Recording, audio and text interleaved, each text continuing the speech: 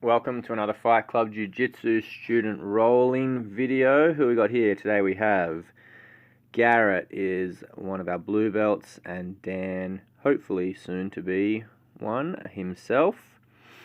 Alright, so we've come into this video. Looks like Dan had knee right. He's transitioned off to a nice side control. You can see Garrett putting that inside foot up on his thigh. It's quite a common way of preventing someone from sliding across into the mount position. Dan does a nice job popping back up to knee ride. Switching over the far side. He probably missed a Kimura grip on that inside arm then. He might have been able to open up some attacks on Garrett's right arm. But he's still in control, so that's okay. And Garrett's got that inside underhook position. You can use that there to elevate your opponent and roll away onto your stomach coming up on all fours, especially now that he's got both underhooks. So there you go, using that underhook to come up, but Dan onto the neck. He likes the Darce choke, he likes anacondas, these sorts of things, but gives it up.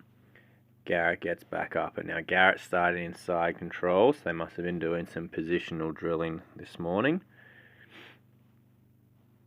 And again, Dan's using that inside leg just to prevent the mount. But it's kind of a defensive move. So if you do that, you're kind of just accepting the side control and stopping things from getting worse. It doesn't really help you in terms of actually escaping, that's all. So it's kind of depends on what you're trying to prevent or what you want to do, whether or not you would use that long term. Garrett looks like he's isolating the arm or potentially getting ready to move to north-south. Just trying to make some space so he can step into mount. Knee cuts into a knee ride position. Dan hip escapes, getting onto his side nicely. He's trying to frame and come up to his knees, which he does. Garrett's still on the neck at the moment. Looks like he's maybe got an arm-in guillotine locked in here. Dan trying to get to his back, but Garrett's still on that neck, gets to mount, gets the tap. Very nice. Garrett's very good on that front headlock guillotine position, so not surprised there. Even in the gi, which is less common to see those guillotines, so nice to see some of those nice no-gi techniques coming into gi. Okay, Dan's trying to hip out. Garrett follows, wraps the head up, almost like a cradle position, I think, by the look of his other arm, but he gives that leg up, coming into a Darce, now maybe into a north-south choke. Dan gets onto his side though, nicely. Garrett with the back take. Now here Dan wants to put his shoulders on the mat and move his back away, good. Pushes the leg, gets to half guard, but Garrett, oh no, still caught in that half guard, good. Changes direction, sits back on that footlock, very nice. Now Dan looks like he's trying to counter-attack momentarily, but gives that up. Garrett gets on top into a leg drag position. Now comes into double underhooks, but guard is successfully pulled. Alright, Garrett inverting for a moment there, but Dan didn't get the underhook, so Garrett comes up to a standing position. So they might be free rolling here. Looks like they're not drilling quite as much anymore. Okay, Dan pulls guard after failing on a knee pick. Nice posture there from Garrett, and he's trying to break off those grips.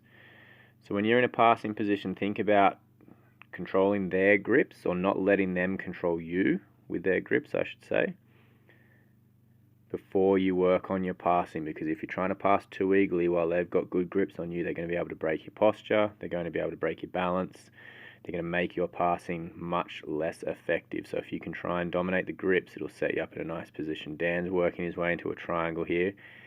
Garrett with his left arm stuck in the triangle can sometimes even be worse for you, because now you don't have the free arm to help defend. So sometimes you might even get that arm that's trapped entirely out, giving them a better triangle in a sense, but at the same time you'll give yourself a better option to defend as you have a hand free. Now Dan's triangle here, you can see he's in front of Garrett. Think of their bodies aligning in a 6 to 12 o'clock formation. Dan wants to get his head to that 9 o'clock position here. So if Dan can push his head to the right, cut his body to the right, then he'll be in a much better position to finish this triangle. Garrett's shoulder is still in the triangle as well, which will open up a little bit of space. So if you can lock your triangle where you cannot see their shoulder, you'll be in a better position as well. So Garrett now driving in, trying to put some pressure on and open that triangle back up, getting a little bit better posture at this moment. Dan looks like he's trying to work the arm, but Garrett gets back out, very nice. Okay, now we're playing a standing open guard. Dan with sleeve control on both sides. Garrett switches his base. Looks like he's trying to step over with his left foot maybe into a knee cut momentarily there. Dan into a De La Riva, but Garrett turning his knee out very nicely as he posts down on Dan's left leg to help stop the De La Riva. But Dan fights to get the angle, very nice. Gives it up though, comes back into an open guard again. Garrett driving the knee through. Dan switches off, trying to play a bit of a knee shield. Looks like he's a bit gassed there, some big breaths. Switching to half guard. He's got that Kimura grip over the top. Very hard to finish the Kimura on this side because your hips are facing the wrong way. So when you get a Kimura from half guard, you'd actually want to have it in Dan's position here on the bottom on the opposite arm to have more of a finishing ability. However, he might be able to use the Kimura grip to get a sweep or something if he had kept it. But Garrett does a good job taking away space, getting the crossface, flattening Dan out. Now he's working that kind of leg weave position.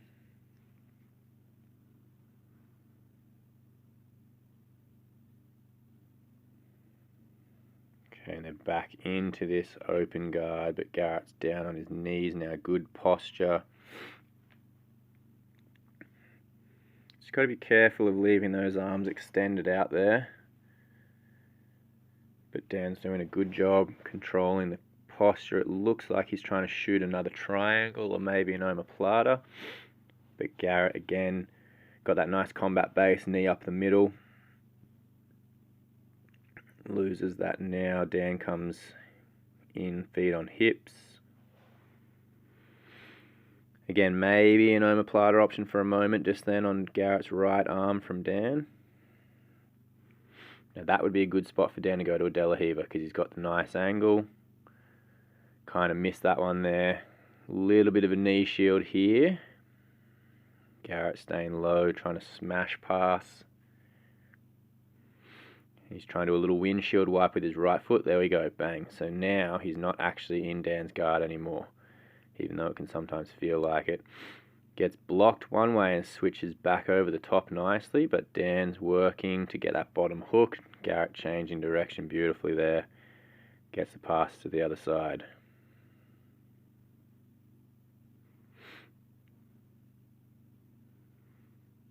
Okay, so Garrett's given up the inside underhook, which is kind of prompting Dan to almost roll, or unless Garrett wants to roll him, which he does now. Exposing the back. One hook in, steps around, nice. But Dan doing a good job trying to change that angle, get his back on the ground at the moment, so no points yet for Garrett unless he can bring Dan maybe towards his right and throw that second hook in. Dan notices that, tries to block, but Garrett gets the second hook in. Now he gives it up and he's come up into, looks like a head-arm triangle. He has, flattens out. And there's your tap. Nice work from the guys. Don't forget, everybody, make sure you subscribe to the page, like the videos, share, check us out on the socials. See you next time.